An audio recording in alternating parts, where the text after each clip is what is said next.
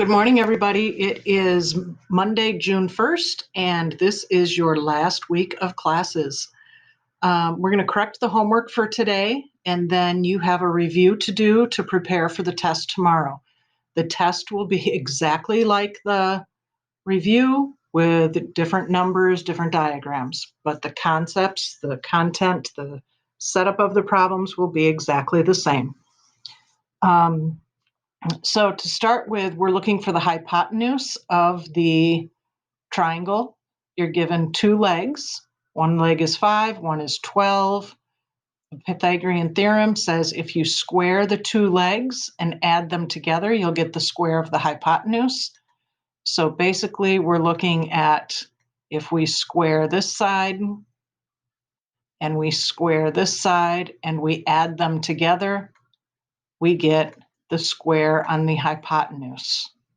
So we're going to start off with 5 squared plus 12 squared equals our missing hypotenuse squared. We simplify that. 5 squared is 25, 12 squared is 144. We need to add those together to get the missing hypotenuse squared. We don't want the hypotenuse squared. We need to take the square root of each side, and the square root of 169 is 13. So our missing side length is 13. The second problem, exact same setup. We have the legs are 10 feet and 12 feet. So 10 squared plus 12 squared equals our hypotenuse, which this time we call C squared. 10 squared, imagine the square going off the side of the triangle, plus 12 squared equals our hypotenuse squared. So 10 squared is 100, 12 squared is 144, equals our hypotenuse squared. Add them together, we get 244. We need to take the square root of each side so that we can just figure out what C is.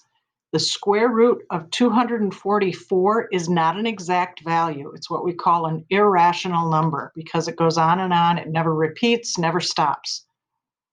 You were told in the instructions to round to the nearest tenth.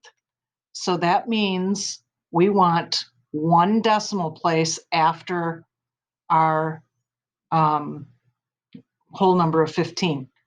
So we look at the next number to decide, is this closer to 15.60 or 15.70?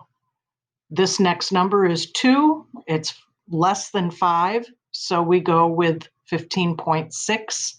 And then we would want to include in that this is in feet.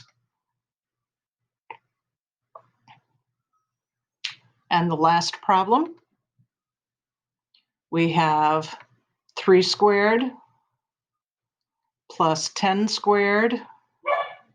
We add them together to get our missing hypotenuse squared. I'm going to take those off of the picture so they don't interfere with the work over here. 3 squared plus 10 squared is the question mark squared. 3 squared is 9, 10 squared is 100. Add them together. Our missing hypotenuse squared is worth 109. But we don't want the whole square. We want the side length. So we need to take the square root of each side. The square root of 109, once again, is an irrational number. It's 10.4403, and it continues to go on forever and ever. It never stops, never repeats. So we're going to round that to the nearest tenth. That means one decimal place. We look at the next number.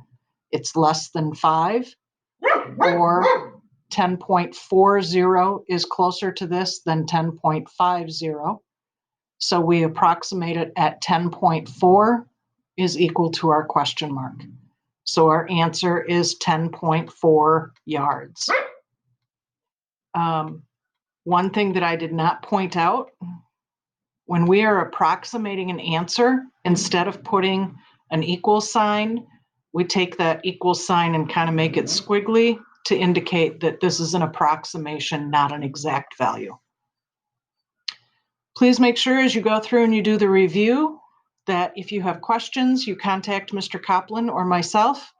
Remember, we will have office hours for a last chance to ask questions before the test tomorrow as well.